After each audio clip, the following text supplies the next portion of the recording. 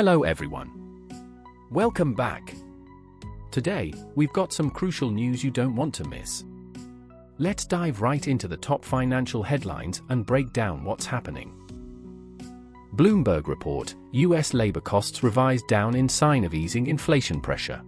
This is a pretty important piece of news, especially for those of you invested in the US markets.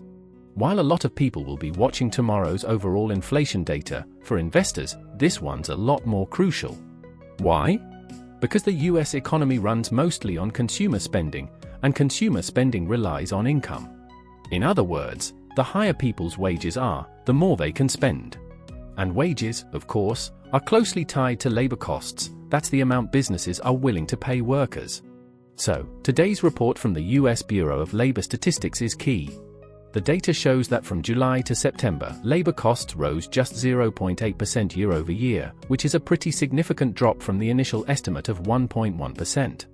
Overall, labor costs in Q3 increased by just 1.9%. Now, what does that tell us? It means that the rise in labor costs is much smaller than the overall inflation rate, which is hovering near 3%. So while prices are up, people's wages aren't keeping pace. And that's going to affect inflation in the long run. After all, if people aren't earning more, they can't spend more. Why are labor costs rising more slowly? Bloomberg points to two main reasons. First, labor productivity is improving. As productivity goes up, the cost of labor per unit of output naturally goes down. The second factor is that the labor shortage that was so tight during the pandemic is finally easing. Back when the pandemic hit, there were basically 2 job openings for every person out of work. Now, that number has dropped to just 1.6, so the pressure on wages is less intense. This all signals to the Fed that while inflation could rebound, it likely won't surge as much as before. The trend in labor costs suggests that inflation's easing is pretty stable. On Wall Street today, the consensus is that the Fed will probably cut rates during the next meeting on the 17th or 18th. But of course, there are still a few more reports to come in before that decision, so we'll have to wait a few more days to see the full picture. Next, let's dive into an important story reported by Reuters. The headline reads, "We'll stop making Ukraine fight one-handed," German opposition leader tells Zelensky. This is a big deal because Germany will hold leadership elections in February, and the outcome could significantly impact Ukraine's war effort. Right now, most believe Friedrich Merz, leader of the CDU, Angela Merkel's old party, is likely to win and replace Olaf Scholz as Germany's next chancellor. So, why does this matter? If Trump pulls back US support for Ukraine as expected, Germany's position becomes even more crucial. And Scholz's lukewarm approach so far hasn't exactly inspired confidence. Without stronger backing from Europe, Ukraine could struggle to sustain its fight against Russian aggression. Yesterday, Merz visited Kiev and met with President Zelensky.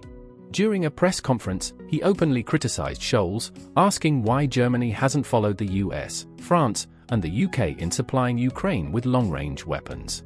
Specifically, Merz called out Scholz for refusing to send Taurus missiles, something Ukraine desperately wants.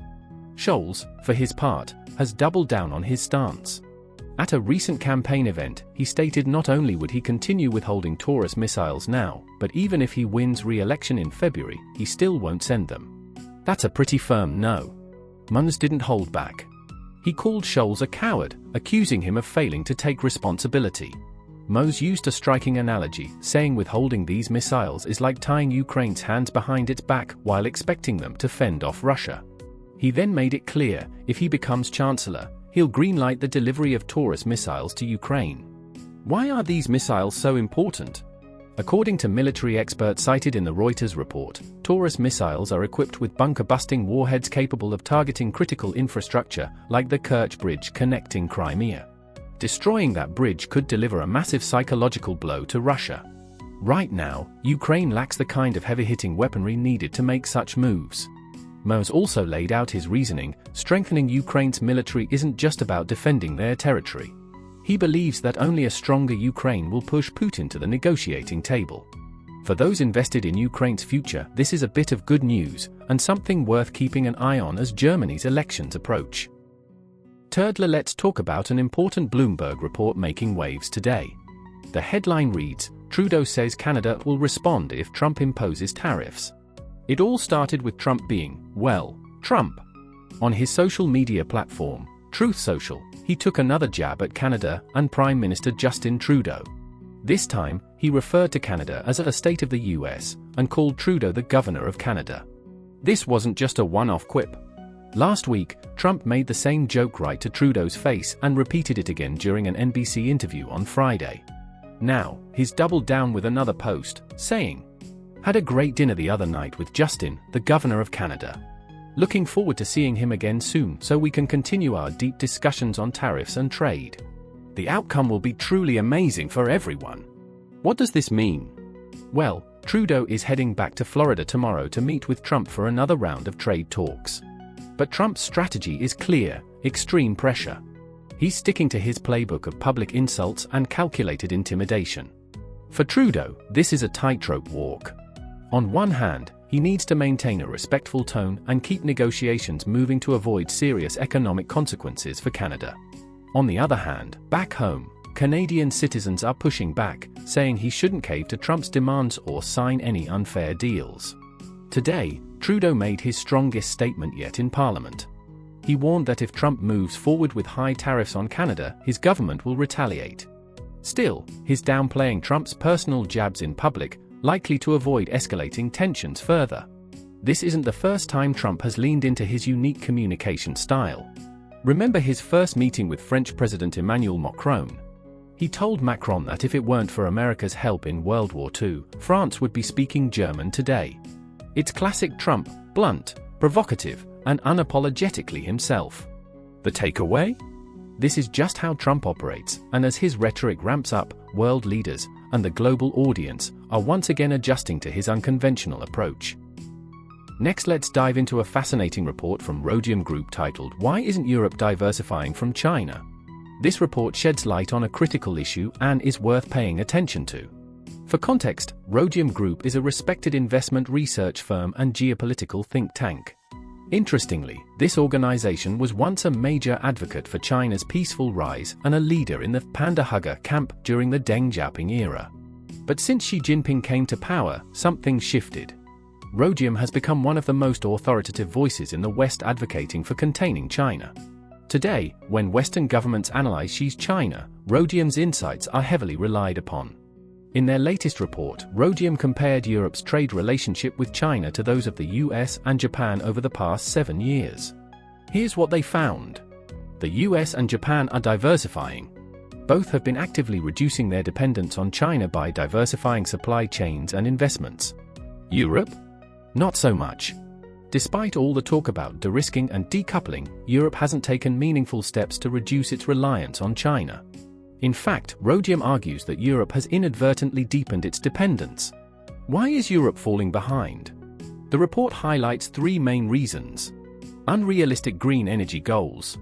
Europe's ambitious green energy agenda has driven it to depend heavily on China for clean technology, such as solar panels and related equipment. While these policies may have noble intentions, they forced Europe to rely on Chinese imports since Europe lacks the manufacturing capacity to meet its goals.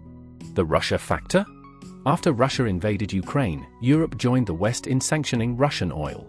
But this created a problem. Europe lost access to the cheap raw materials for chemicals and industrial goods that were previously derived from Russian oil. Producing these materials domestically became costly due to high energy prices. The solution? Import them from China, which is cheaper, further entrenching Europe's reliance.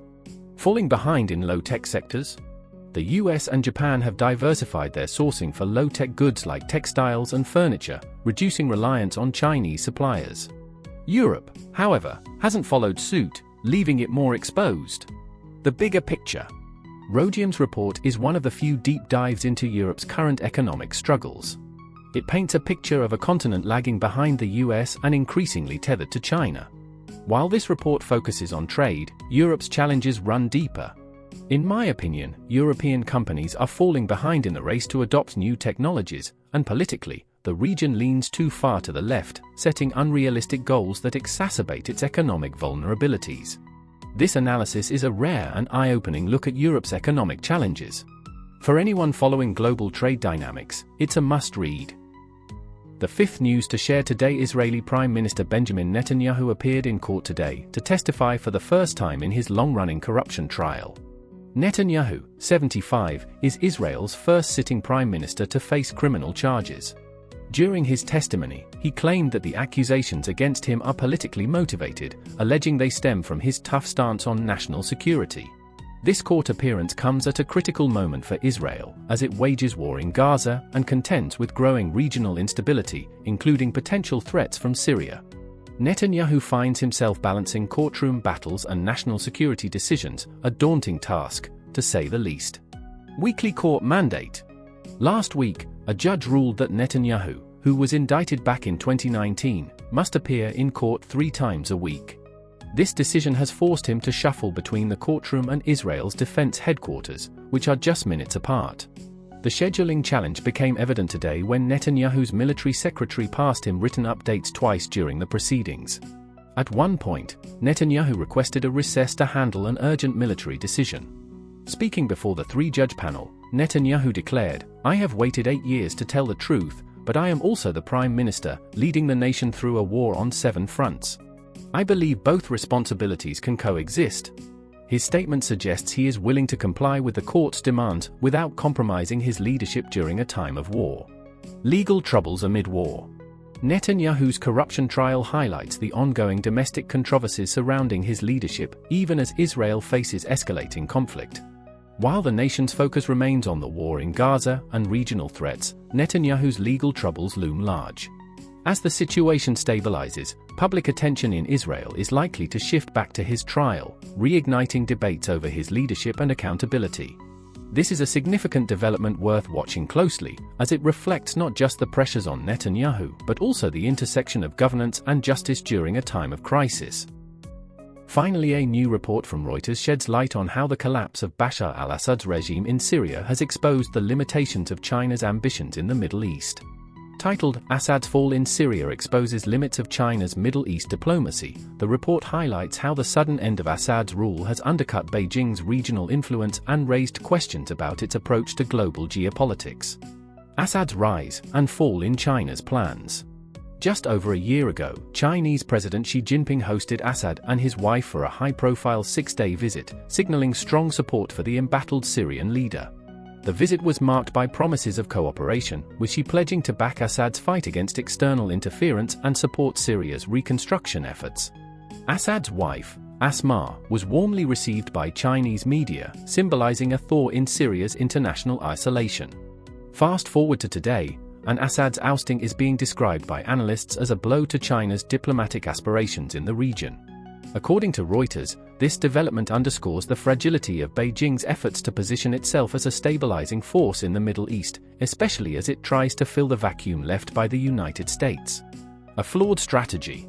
China's Middle East diplomacy gained momentum in 2023 when it brokered a landmark agreement between Saudi Arabia and Iran. Chinese state media celebrated Beijing's growing role in a region long dominated by Washington.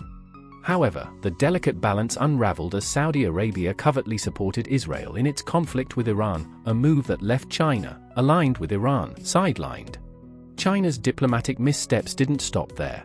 Earlier this year, Beijing facilitated a ceasefire between rival Palestinian factions, including Fatah and Hamas. But that agreement quickly dissolved as violence erupted, with some of the participants later targeted or killed in Israeli strikes. These events highlighted Beijing's inability to influence outcomes or protect its so-called partners. A Chinese expert, Fan Hongda from Shanghai International Studies University, noted that Assad's downfall was not what Beijing wanted to see. He added that China prefers a stable, independent Middle East, as chaos and pro-American tendencies in the region undermine Chinese interests. Despite these preferences, China's actual investments in Syria under its Belt and Road Initiative have been minimal, largely due to US sanctions.